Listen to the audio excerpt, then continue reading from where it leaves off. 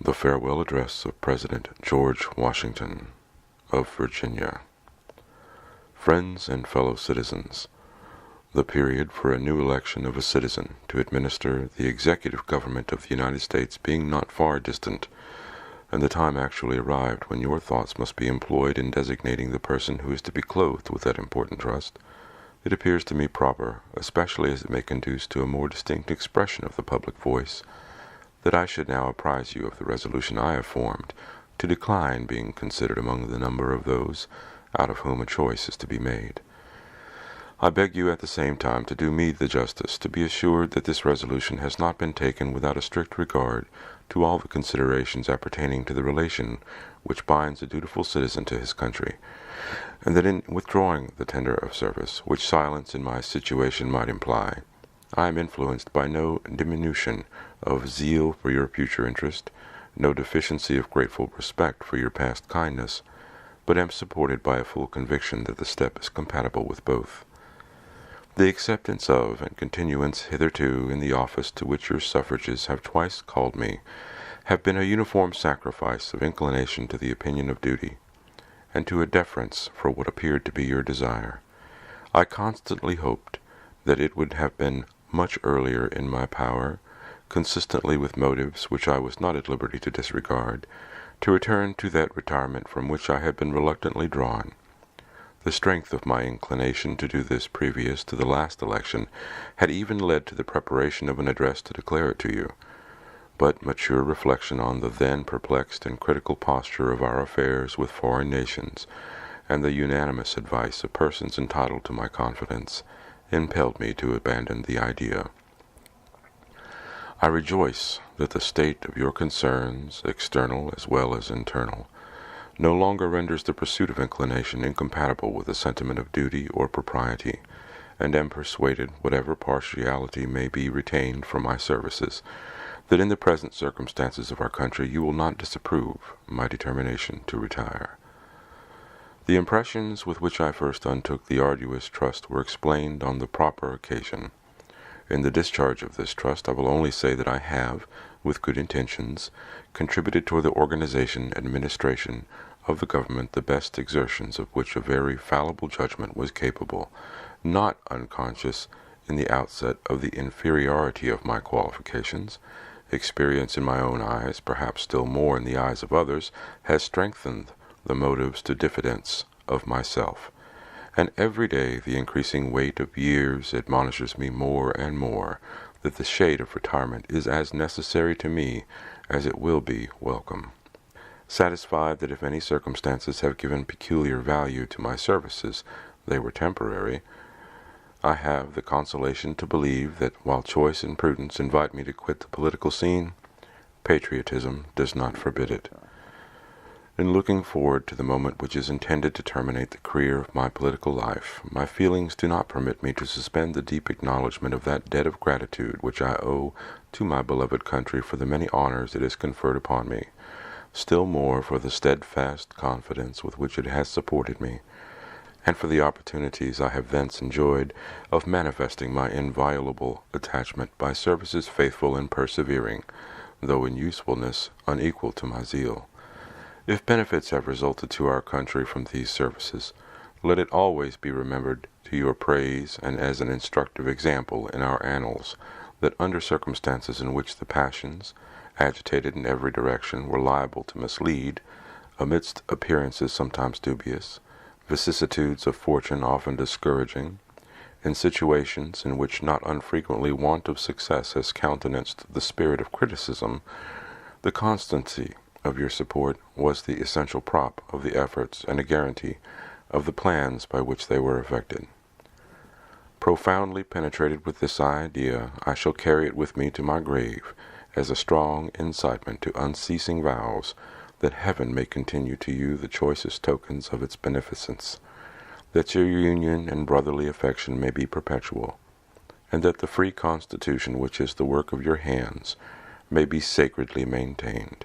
that its administration in every department may be stamped with wisdom and virtue,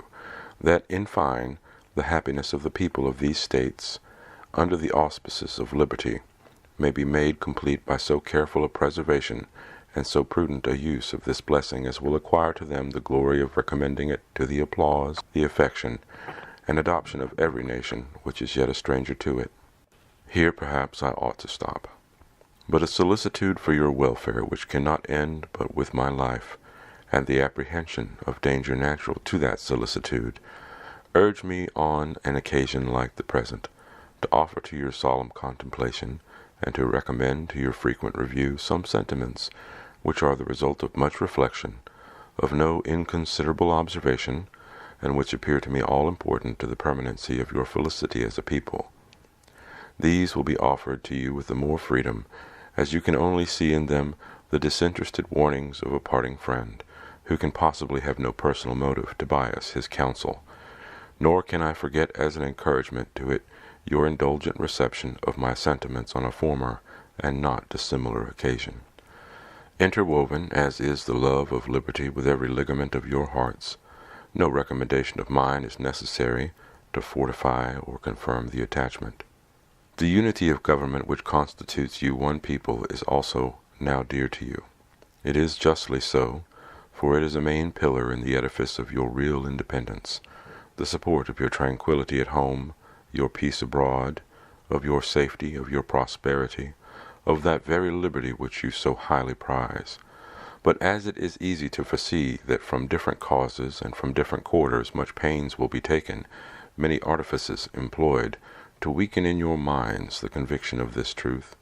as this is the point in your political fortress against which the batteries of internal and external enemies will be most constantly and actively, though often covertly and insidiously directed, it is of infinite moment that you should properly estimate the immense value of your national union to your collective and individual happiness, that you should cherish a cordial, habitual, and immovable attachment to it, accustoming yourselves to think and speak of it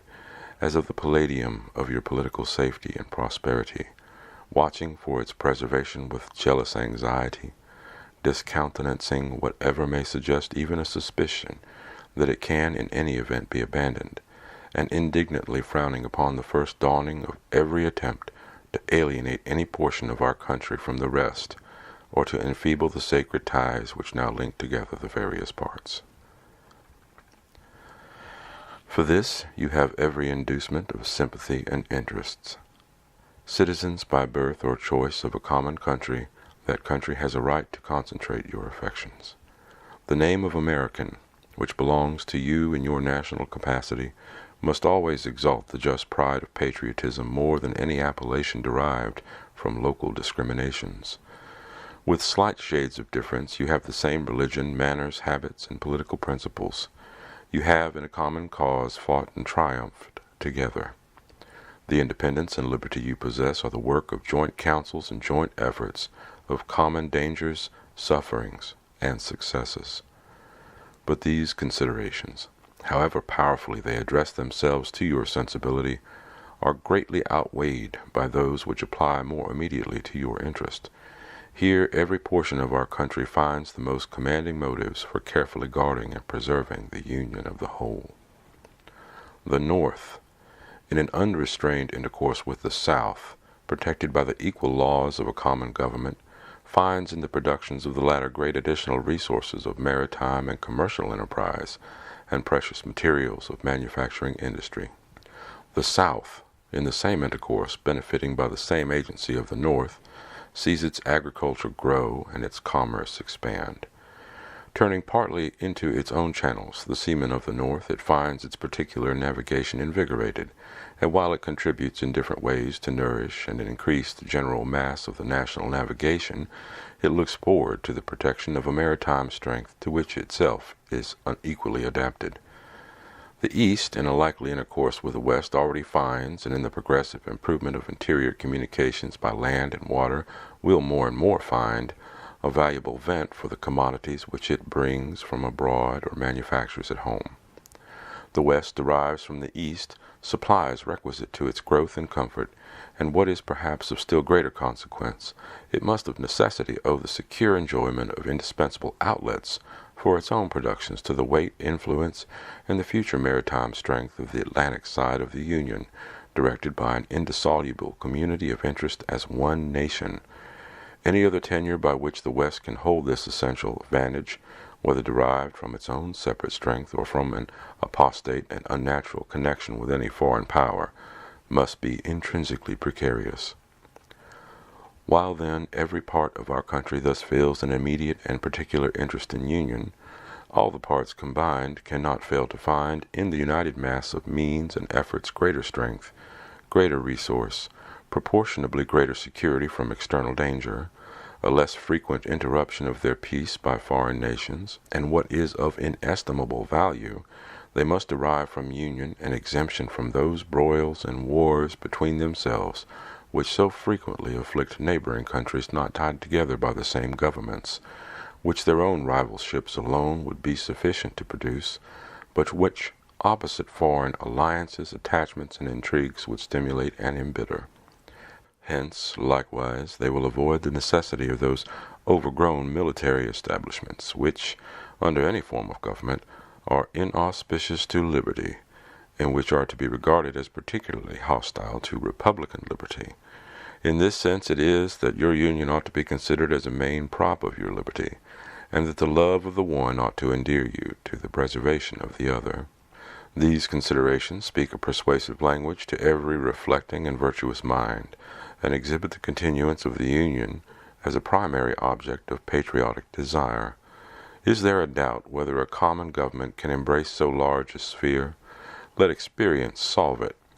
To listen to mere speculation in such a case were criminal. We are authorized to hope that a proper organization of the whole, with the auxiliary agency of governments for the respective subdivisions, will afford a happy issue to the experiment. With such powerful and obvious motives to union affecting all parts of our country, while experience shall not have demonstrated its impracticability, there will always be reason to distrust the patriotism of those who in any quarter may endeavor to weaken its bands. In contemplating the causes which may disturb our union, it occurs as a matter of serious concern that any ground should have been furnished for characterizing parties by geographical discriminations, northern and southern, Atlantic and western, whence designing men may endeavor to excite a belief that there is a real difference of local interests and views. One of the expedients of party to acquire influence within particular districts is to misrepresent the opinions and aims of other districts. You cannot shield yourselves too much against the jealousies and heartburnings which spring from these misrepresentations. They tend to render alien to each other those who ought to be bound together by fraternal affection. The inhabitants of our western country have lately had a useful lesson on this head. They have seen in the negotiation by the executive and in the unanimous ratification by the Senate of the treaty with Spain, and in the universal satisfaction at that event throughout the United States, a decisive proof how unfounded were the suspicions propagated among them of a policy in the general government and in the Atlantic States unfriendly to their interests in regard to the Mississippi. They have been witnesses to the formation of two treaties, that with Great Britain and that with Spain, which secure to them everything they could desire in respect to our foreign relations toward confirming their prosperity. Will it not be their wisdom to rely for the preservation of these advantages on the union by which they were procured? Will they not henceforth be deaf to those advisers, if such there are, who would sever them from their brethren and connect them with aliens? To the efficacy and permanency of your union, a government for the whole is indispensable. No alliances, however strict, between the parts can be an adequate substitute.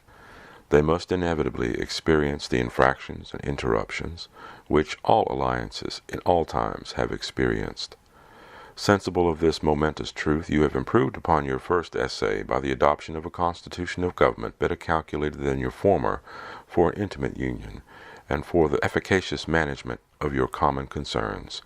This government, the offspring of our own choice, uninfluenced and unawed, adopted upon full investigation and mature deliberation, completely free in its principles, in the distribution of its powers, uniting security with energy, and containing within itself a provision for its own amendment, has a just claim to your confidence and your support. Respect for its authority, compliance with its laws, acquiescence in its measures, are duties enjoined by the fundamental maxims of true liberty. The basis of our political systems is the right of the people to make and to alter their constitutions of government. But the Constitution, which at any time exists till changed by an explicit and authentic act of the whole people, is sacredly obligatory upon all.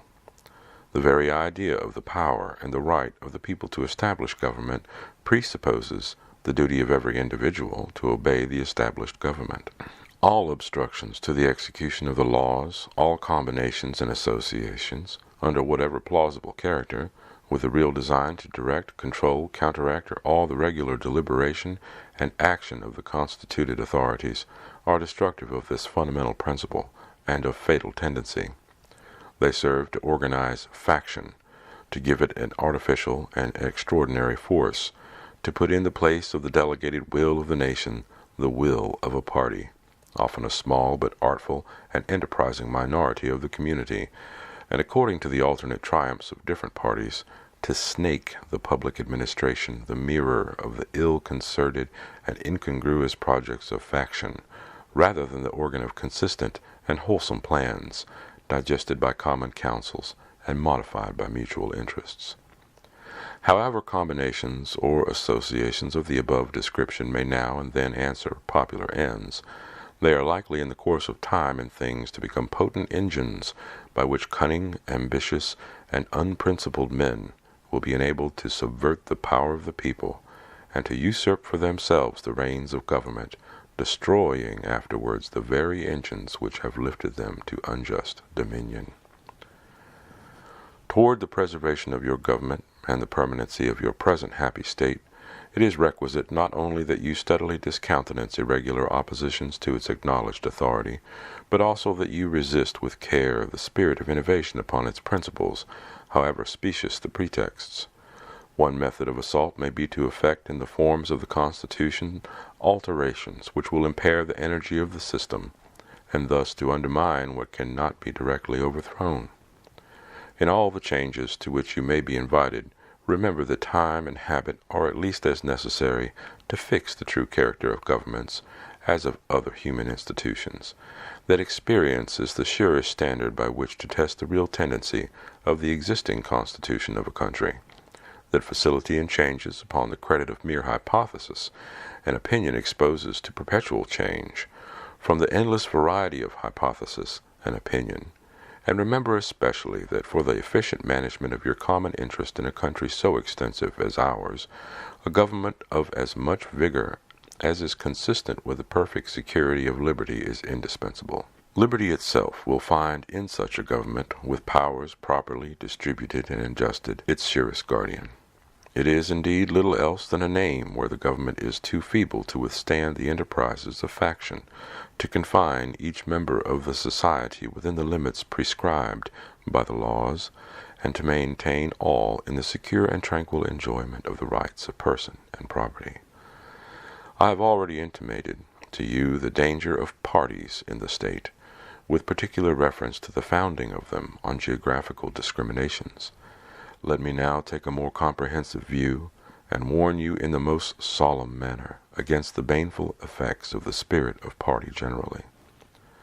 This spirit unfortunately is inseparable from our nature, having its root in the strongest passions of the human mind.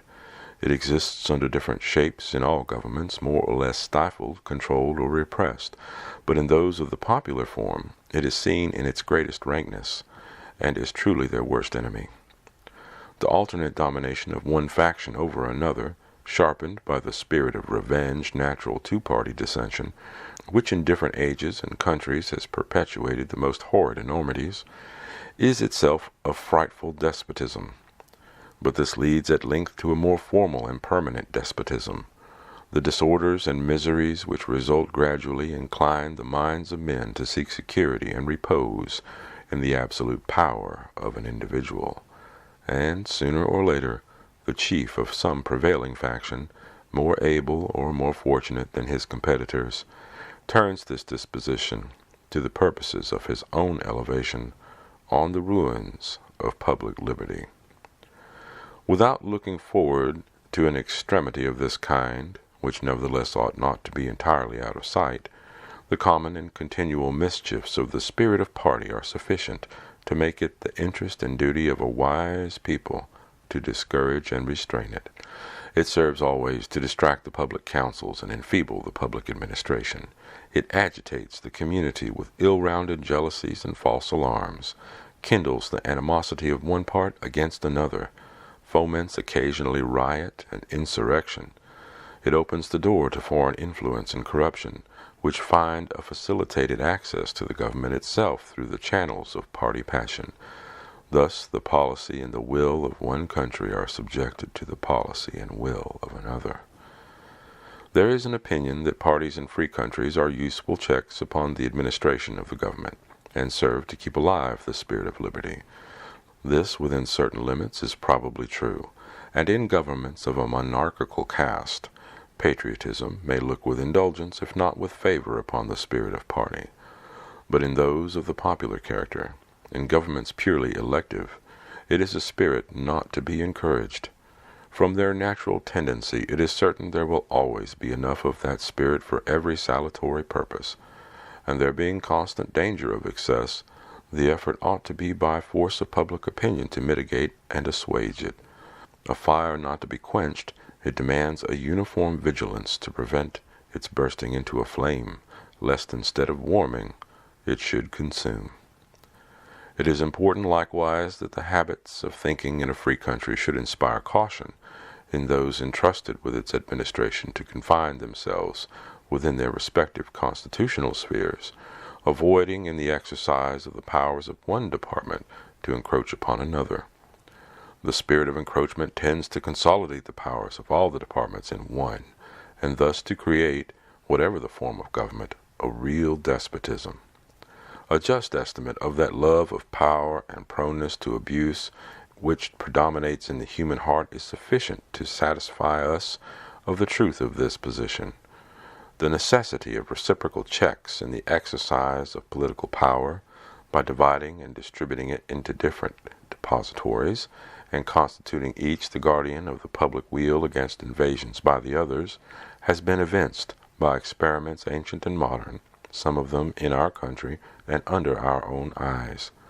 To preserve them must be as necessary as to institute them. If, in the opinion of the people, the distribution or modification of the constitutional powers be in any particular wrong, let it be corrected by an amendment in the way which the Constitution designates. But let there be no change by usurpation, for though this in one instance may be the instrument of good, it is the customary weapon by which free governments are destroyed. The precedent must always greatly overbalance in permanent evil any partial or transient benefit which the use can at any time yield. Of all the dispositions and habits which lead to political prosperity, religion and morality are indispensable supports. In vain would that man claim the tribute of patriotism who should labor to subvert these great pillars of human happiness, the firmest props of the duties of men and citizens. The mere politician, equally with the pious man, ought to respect and to cherish them. A volume could not trace all their connections with private and public felicity. Let it simply be asked, where is the security for property, for reputation, for life, if the sense of religious obligation desert the oaths which are the instruments of investigation in courts of justice? And let us with caution indulge the supposition that morality can be maintained without religion. Whatever may be conceded to the influence of refined education on minds of peculiar structure, reason and experience both forbid us to expect that national morality can prevail in exclusion of religious principle. It is substantially true that virtue or morality is a necessary spring of popular government. The rule indeed extends with more or less force to every species of free government. Who that is a sincere friend to it can look with indifference upon attempts to shake the foundation of the fabric? Promote then, as an object of primary importance, institutions for the general diffusion of knowledge. In proportion as the structure of a government gives force to public opinion, it is essential that public opinion should be enlightened. As a very important source of strength and security, cherish public credit. One method of preserving it is to use it as sparingly as possible, avoiding occasions of expense by cultivating peace, but remembering also that timely disbursements to prepare for danger frequently prevent much greater disbursements to repel it.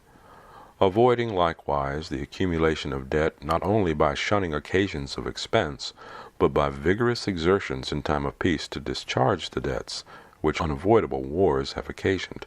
not ungenerously throwing upon posterity the burthen which we ourselves ought to bear.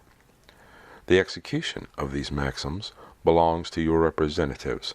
but it is necessary that public opinion should cooperate. To facilitate to them the performance of their duty, it is essential that you should practically bear in mind that toward the payment of debts there must be revenue, that to have revenue there must be taxes, that no taxes can be devised which are not more or less inconvenient and unpleasant, that the intrinsic embarrassment inseparable from the selection of the proper objects, which is always a choice of difficulties, ought to be a decisive motive for a candid construction of the conduct of the government in making it, and for a spirit of acquiescence in the measures for obtaining revenue which the public exigencies may at any time dictate. Observe good faith and justice toward all nations. Cultivate peace and harmony with all. Religion and morality enjoin this conduct. And can it be that good policy does not equally enjoin it? It will be worthy of a free, enlightened, and at no distant period a great nation, to give to mankind the magnanimous and too novel example of a people always guided by exalted justice and benevolence. Who can doubt that in the course of time and things the fruits of such a plan would richly repay any temporary advantages which might be lost by a steady adherence to it? Can it be that Providence has not connected the permanent felicity of a nation with its virtue? The experiment at least is recommended by every sentiment which ennobles human nature. Alas, is it rendered impossible by its vices? In the execution of such a plan nothing is more essential than your permanent, inveterate antipathies against particular nations and passionate attachments for others should be excluded, and that in place of them just and amicable feelings toward all should be cultivated. The nation which indulges toward another a habitual hatred or a habitual fondness is in some degree a slave. It is a slave to its animosity or to its affection, either of which is sufficient to lead it astray from its duty and its interest. Antipathy in one nation against another disposes each more readily to offer insult and injury, to lay hold of slight causes of umbrage, and to be haughty and intractable when accidental or trifling occasions of dispute occur. Hence frequent collisions, obstinate, envenomed, and bloody contests. The nation prompted by ill will and resentment sometimes impels to war the government contrary to the best calculations of policy. The government sometimes participates in the national propensity and adopts through passion what reason would reject. At other times it makes the animosity of the nation subservient to projects of hostility, instigated by pride, ambition, and other sinister and pernicious motives. The peace often, sometimes perhaps the liberty, of nations has been the victim. So likewise the passionate attachment of one nation for another produces a variety of evils. Sympathy for the favorite nation, facilitating the illusion of an imaginary common interest in cases where no real common interest exists, and infusing into one the enmities of the other, betrays the former into a participation in the quarrels and wars of the latter without adequate inducement or justification. It leads also to concessions to the favorite nation of privileges denied to others, which is apt doubly to injure the nation making the concessions by unnecessarily parting with what ought to have been retained, and by exciting jealousy, ill will, and a disposition to retaliate in the parties from whom equal privileges are withheld. And it gives to ambitious, corrupted, or deluded citizens, who devote themselves to the favorite nation, facility to betray or sacrifice the interests of their own country without odium, sometimes even with popularity, gilding with the appearances of a virtuous sense of obligation, a commendable deference for a public opinion, or a laudable zeal for good, the base or foolish compliances of ambition, corruption, or infatuation. As avenues to foreign influence in innumerable ways, such attachments are particularly alarming to the truly enlightened and independent patriot. How many opportunities they afford to tamper with domestic factions, to practice the arts of seduction, to mislead public opinion, to influence or awe the public councils. Such an attachment of a small or weak toward a great and powerful nation dooms the former to be the satellite of the latter. Against the insidious wiles of foreign influence, I conjure you to believe me, fellow citizens, the jealousy of a free people ought to be constantly awake, since history and experience prove that foreign influence is one of the most baneful foes of republican government. But that jealousy, to be useful, must be impartial, else it becomes the instrument of the very influence to be avoided instead of a defense against it. Excessive partiality for one foreign nation and excessive dislike of another cause those whom they actuate to see danger only on one side and serve to veil and even second the arts of influence on the other. Real patriots who may resist the intrigues of the favorite are liable to become suspected and odious, while its tools and dupes usurp the applause and confidence of the people to surrender their interests. The great rule of conduct for us in regard to foreign nations is, in extending our commercial relations, to have with them as little political connection as possible. So far as we have already formed engagements, let them be fulfilled with perfect good faith. Here let us stop. Europe has a set of primary interests which to us have none or a very remote relation. Hence, she must be engaged in frequent controversies, the causes of which are essentially foreign to our concerns. Hence, therefore, it must be unwise in us to implicate ourselves by artificial ties in the ordinary vicissitudes of her politics, or the ordinary combinations and collisions of her friendships or enmities. Our detached and distant situation invites and enables us to pursue a different course. If we remain one people, under an efficient government, the period is not far off when we may defy material injury from external annoyance, when we may take such an attitude as will cause the neutrality we may at any time resolve upon to be scrupulously respected, when belligerent nations, under the impossibility of making acquisitions upon us, will not lightly hazard the giving us provocation, when we may choose peace or war as our interest, guided by justice, shall counsel. Why forego the advantages of so peculiar a situation? Why quit our own stand upon foreign ground? Why, by interweaving our destiny with that of any part of Europe, entangle our peace and prosperity in the toils of European ambition, rivalship, interest, humor, or caprice? It is our true policy to steer clear of permanent alliances with any portion of the foreign world, so far, I mean, as we are now at liberty to do it. For let me not be understood as capable of patronizing infidelity to existing engagements. I hold the maxim no less applicable to public than to private affairs, that honesty is always the best policy. I repeat, therefore, let those engagements be unwise to extend them. Taking care always to keep ourselves by suitable establishments on a respectable defensive posture, we may safely trust to temporary alliances for extraordinary emergencies. Harmony, liberal intercourse with all nations are recommended by policy, humanity, and interest. But even our commercial policy should hold an equal and impartial hand, neither seeking nor granting exclusive favors or preferences, consulting the natural course of things, diffusing and diversifying by gentle means the streams of commerce, but forcing nothing, establishing with powers so disposed in order to give trade a stable course, to define the rights of our merchants and to enable the government to support them, conventional rules of intercourse, the best that present circumstances and mutual opinion will permit, but temporary and liable to be from time to time abandoned or varied as experience and circumstances shall dictate, constantly keeping in view that it is folly in one nation to look for disinterested favors from another, that it must pay with a portion of its independence for whatever it may accept under that character, that by such acceptance it may place itself in the condition of having given equivalents for nominal favors, and yet of being reproached with ingratitude for not giving more. There can be no greater error than to expect or calculate upon real favors from nation to nation. It is an illusion which experience must cure, which a just pride ought to discard.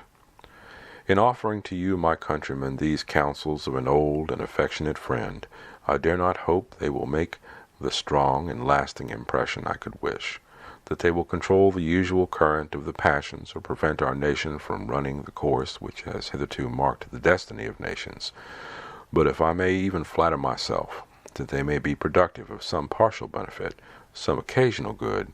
that they may now and then recur to moderate the fury of party spirit, to warn against the mischiefs of foreign intrigue, to guard against the impostures of pretended patriotism, this hope will be a full recompense for the solicitude of your welfare by which they have been dictated. How far in the discharge of my official duties I have been guided by the principles which have been delineated by the public records and other evidences of my conduct must witness to you and to the world. To myself the assurance of my own conscience is that I have at least believed myself to be guided by them. In relation to the still subsisting war in Europe, my proclamation of the 22nd of April, 1793, is the index to my plan. Sanctioned by your approving voice and by that of your representatives in both houses of Congress, the spirit of that measure has continually governed me, uninfluenced by any attempts to deter or divert me from it.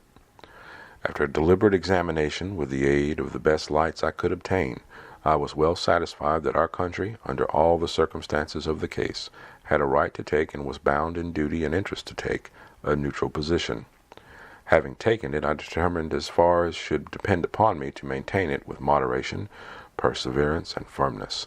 The considerations which respect the right to hold this conduct it is not necessary on this occasion to detail. I will only observe that according to my understanding of the matter, that right, so far from being denied by any of the belligerent powers, has been virtually admitted by all. The duty of holding a neutral conduct may be inferred, without anything more, from the obligation which justice and humanity impose on every nation, in cases in which it is free to act, to maintain inviolate the relations of peace and amity toward other nations. The inducements of interest for observing that conduct will best be referred to your own reflections and experience. With me, a predominant motive has been to endeavor to gain time to our country to settle and mature its yet recent institutions, and to progress without interruption to that degree of strength and consistency which is necessary to give it, humanly speaking, the command of its own fortunes. Though in reviewing the incidents of my administration I am unconscious of intentional error, I am nevertheless too sensible of my defects not to think it probable that I may have committed many errors. Whatever they may be, I fervently beseech the Almighty to avert or mitigate the evils to which they may tend. I shall also carry with me the hope that my country will never cease to view them with indulgence, and that after 45 years of my life dedicated to its service with an upright zeal, the faults of incompetent abilities will be consigned to oblivion, as myself must soon be to the mansions of rest. Relying on its kindness in this as in other things, and actuated by that fervent love toward it which is so natural to a man who views in it the native soil of himself and his progenitors for several generations, I anticipate with pleasing expectation that retreat in which I promise myself to realize without alloy the sweet enjoyment of partaking in the midst of my fellow citizens the benign influence of good laws under a free government, the ever-favorite object of my heart, and the happy reward, as I trust, of our mutual cares, labors, and dangers. George Washington.